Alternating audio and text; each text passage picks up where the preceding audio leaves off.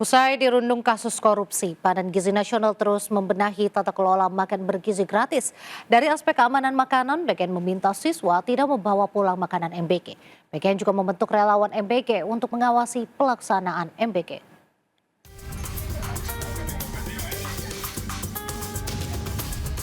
Ratusan kasus keracunan makan bergizi gratis terjadi sejak program prioritas Presiden Prabowo itu dimulai 18 bulan lalu. Menyedot anggaran ratusan triliun rupiah, program mercusuar ini dirundung kasus korupsi. Sejumlah petinggi Badan Gizi Nasional ditetapkan tersangka.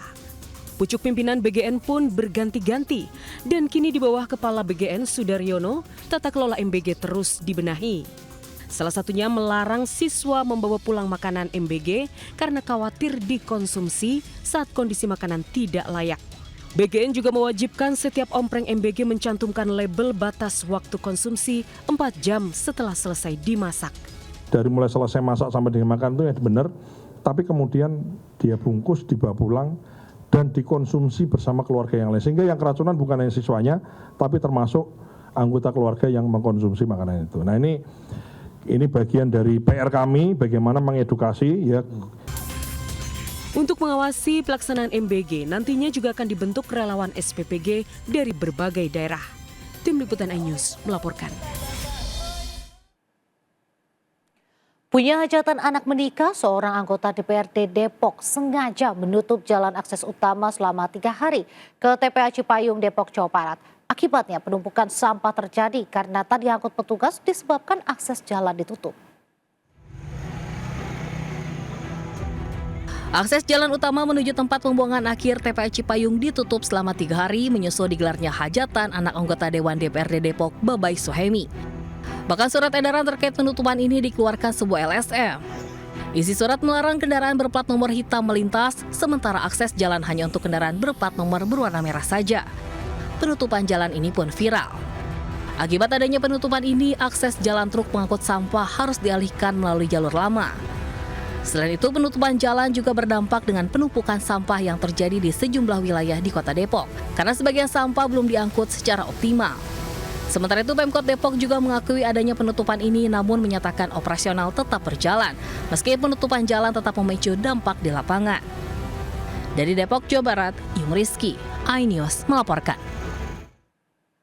Pemirsa, streamer Muhammad Janah alias Big Mo mendatangi Direktorat Reserse Perlindungan Perempuan dan Anak Polda Metro Jaya terkait konten promosi liquid rokok elektrik.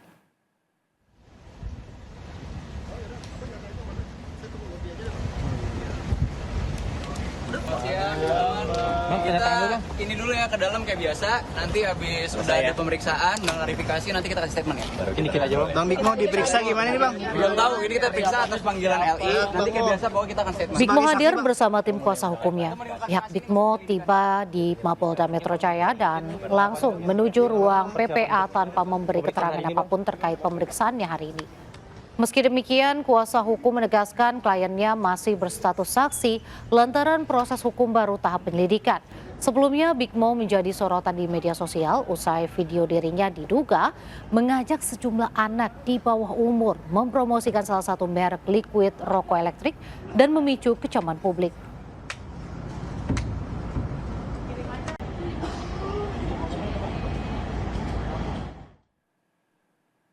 Nekat menggelar kejuaraan drag race di jalanan desa hingga berujung maut. 8 orang meninggal dunia setelah satu unit mobil peserta balapan di lintasan lurus oleng hingga menabrak kerumunan penonton di Kota Mobagu, Sulawesi Utara. Dan hingga kini 8 orang penonton lainnya masih dalam kondisi kritis.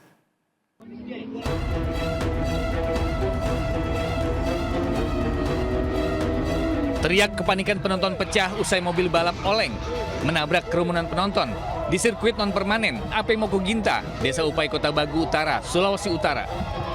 Akibat kejadian ini, belasan penonton tergeletak tak berdaya hingga menderita luka yang cukup parah. Bahkan dilaporkan, 7 orang meninggal di lokasi. Korban berasal dari berbagai kelompok, mulai anak-anak, orang dewasa hingga lanjut usia. Sementara belasan penonton dievakuasi menggunakan kendaraan dan dibawa ke rumah sakit. Pihak panitia pun menyatakan bertanggung jawab memberikan santunan kepada para korban, baik meninggal maupun korban terluka. Seperti ini kan kami ada di sini. Dan kami akan kunjungan ke ini dan akan memberikan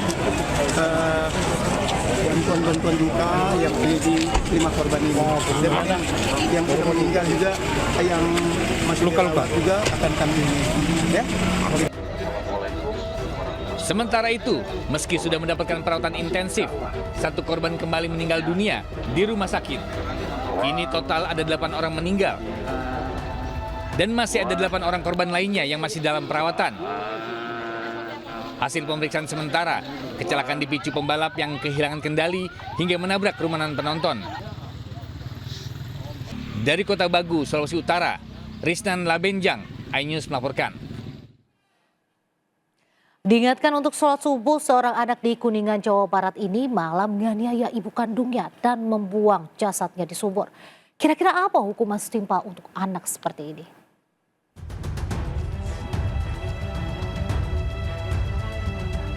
Ceceran darah dari pintu belakang rumah hingga sumur menjadi titik awal terungkapnya kasus pembunuhan keji ibu oleh anak kandungnya di Kecamatan Kalimanggis, Kuningan, Jawa Barat.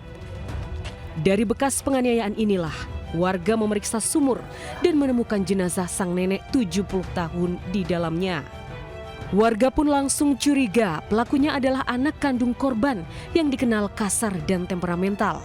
Apalagi usai kejadian pelaku tidak berada di rumah. Dan benar saja, tidak sampai 24 jam polisi menangkap pelaku di Brebes, Jawa Tengah. Kepada polisi, pelaku mengaku menganiaya ibu kandungnya dengan palu hingga tewas dan membuang jasadnya ke sumur.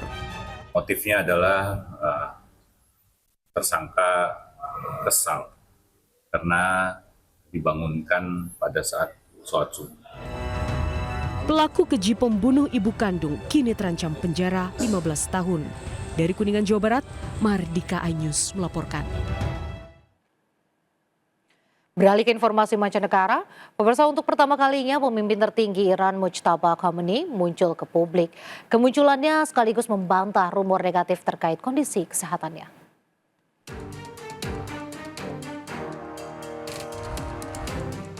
Media pemerintah Iran, Mehr News Agency, membagikan video yang menampilkan pemimpin tertinggi Iran, Ayatollah Mujtaba Khamenei. Dalam video ini, Mujtaba terlihat sehat dan sedang berinteraksi dengan sejumlah orang. Video ini sekaligus membantah rumor negatif terhadap kondisi kesehatannya. Sebelumnya, Mujtaba Khamenei sempat menghilang sejak pecah perang Amerika-Iran 5 bulan lalu. Spekulasi berkembang terkait kondisi kesehatan Mujtaba, termasuk dugaan ia terluka parah akibat serangan bombardir Amerika ke Iran.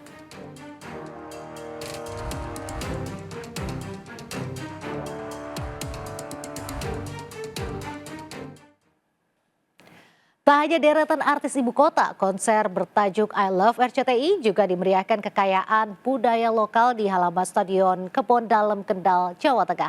Konser itu digelar sebagai bagian dari rangkaian menuju HUT RCTI ke-37 dan memeriahkan hari jadi ke-421 Kabupaten Kendal. Informasi tadi sekaligus menutup seputar iNews hari ini.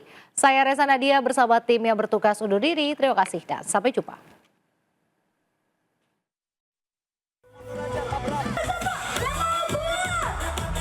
Puluhan ribu orang memadati halaman Stadion Kebon Dalem untuk menyaksikan konser hiburan penutup rangkaian perayaan Hari Jadi Kabupaten Kendal ke-421. Tak hanya konser musik, panggung megah juga menjadi promosi budaya lokal mulai dari tari opak abang, barongan, hingga jaran lumping. Perpaduan konser musik nasional dan pertunjukan budaya daerah menjadikan I Love RCTI bukan sekedar hiburan, tetapi juga ajang memperkenalkan identitas Kabupaten Kendal kepada masyarakat luas. Kami pemerintah Kabupaten Kendal, Jawa Tengah menyampaikan selamat hari ulang tahun RCTI yang ke-37. RCTI oke. Deretan artis ibu kota tampil menghibur, mulai dari Happy Asmara, Restu Van Houten, Jirox, G.I.O.B, Trio Macan, serta sejumlah musisi lainnya. Dari Kendal, Jawa Tengah, Edi Praitno, iNews melaporkan.